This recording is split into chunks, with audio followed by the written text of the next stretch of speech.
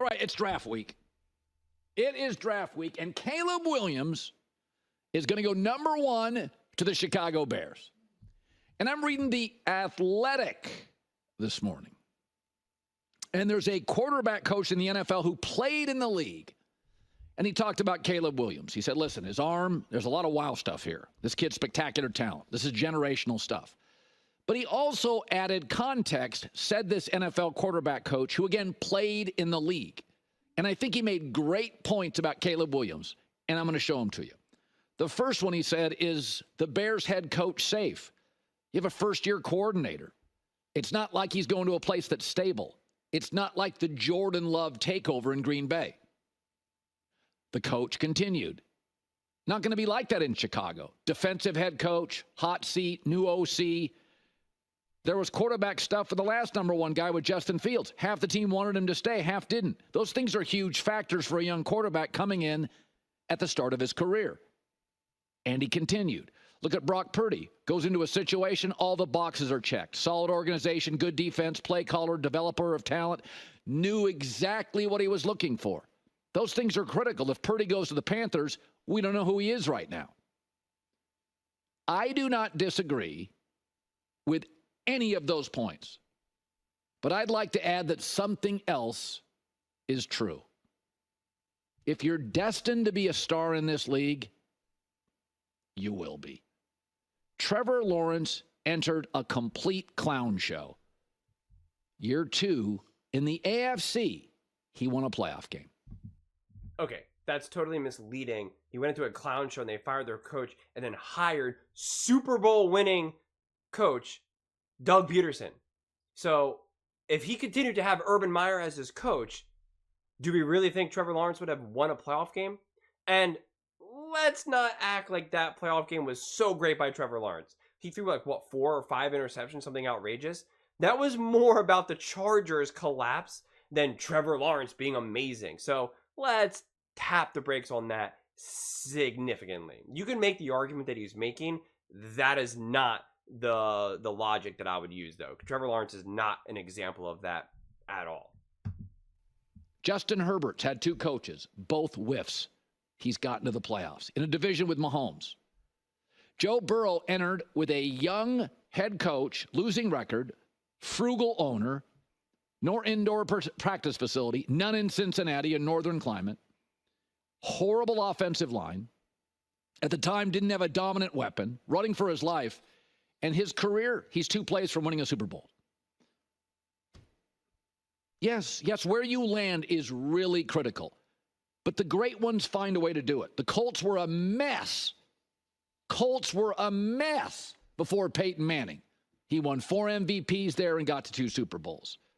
If Caleb Williams, and I believe he is generationally great, you'll see it. The Bears GM and owners will see it. And if Matt Eberflus isn't the guy, he'll be gone. I suspect he will be after year 1. Herbert got the bag. I mean, Josh Allen, think about this, has yet to have a great O-line, has a defensive coach, he's on his 3rd coordinator, has never had a true number 2 receiver, finally got an elite running back. In the last 5 years, they've been top 4 in offense. You'll figure out how to get it done. In every And yet you guys all want to say that Josh Allen's not that good of a quarterback. business, talent overcomes. Talent wins. Talent separates. Yes, for 90% of these players, it's where you land. It's who coaches you. J.J. McCarthy is not talented enough, nor is Bo Nix, Michael Penix, and I like all 3 to some degree. They're not talented enough to go to a clown show and deal with a coaching carousel. Herbert is. And in my opinion, Caleb Williams is. If you're destined to be a star in the entertainment business, singing, music, athletics, you will be. Jordan hit on his 3rd coach.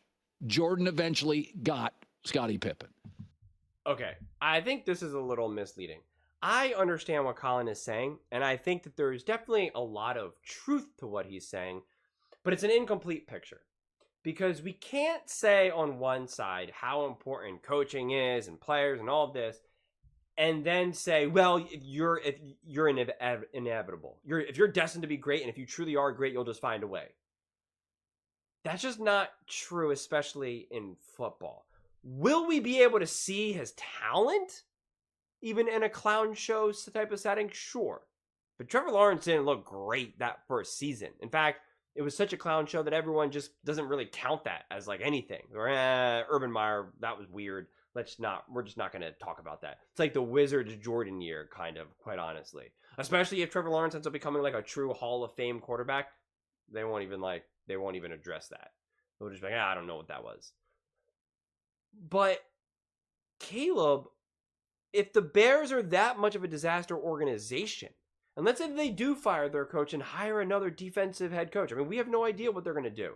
Because why would they get Caleb Williams and still keep the same defensive coach? Why would they not make Harbaugh an offer that he cannot refuse? Why would they not make some of these, big decisions to try to get a true offensive head coaching talent to develop Caleb Williams?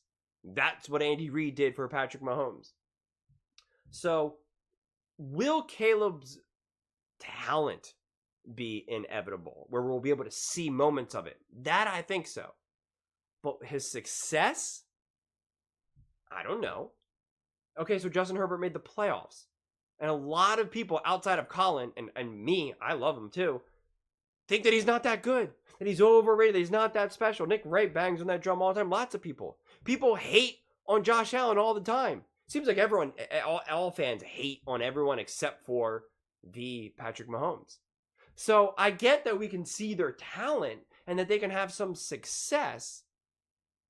But this idea that his true level of success, what he's actually capable of reaching, will be inevitable, I reject entirely. Especially when you're someone as good and as talented as Caleb. You have so many tools. So much more can go wrong. Because he has so much abilities. And I've said this before. Patrick Mahomes, since he's so talented and is, similar to Caleb in that regard, who can do just a little bit of everything, it just can leave the room for more things to go wrong, for more mistakes to be made. There's theoretically more ways for like a Patrick Mahomes to lose a game than than like a Tom Brady or a more traditional pocket passer. Because Tom Brady's not going to scramble for 45 seconds and then throw an interception, or he's not going to do a sidearm throw. He's not going to do those types of things. So there's actually less ways for like a Tom Brady or a Peyton Manning to lose than a Patrick Mahomes. But on the other side of the coin, there's theoretically more ways that a Patrick Mahomes can win the game then. But it all has to be done in what I like to call as organized chaos. A lot of times the Chiefs and Patrick Mahomes, when they thrive, it's organized chaos. It's, oh my God, did you just see that? And it's because of the brilliance of Andy Reid, Patrick Mahomes, Travis Kelce, the play calling, Tyreek Hill for the time, like a good offensive line. Like it's all of these things collectively.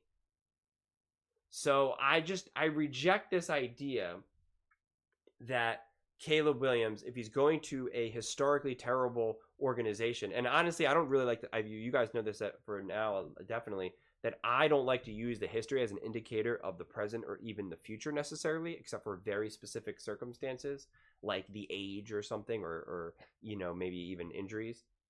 But because I think that the Chicago Bears could easily turn around, right? Let's say they were able to just go off and hire Harbaugh, or, they're able to, let's say, Johnson from the Detroit Lions ends up being like a legitimate great, head coach, because I think he's an awesome offensive coordinator, but now he actually has the ability to really be a great head coach, and they get him. That can change a franchise in a second. And if Caleb Williams is who he's supposed to be, boom, the Chicago Bears are going to be good for the next 10 years, at least. So I just think, though, that if you knew that the head coach was going to be gone, most likely, then why go in? If you have this elite quarterback, why go into his rookie season with a subpar head coach, with a coach that's not even going to be there? We know that is not a recipe for success. We know that. So now you're already stacking the deck against Caleb. I just doesn't make sense to me. It really, really doesn't. But those are just my thoughts. I would absolutely love to hear yours. Do you think Caleb Williams his talent is undeniable? And do you think that no matter what issues the Bears throw his way, that he will overcome them? That it's inevitable, like Thanos' snap? Let me know in the comments below.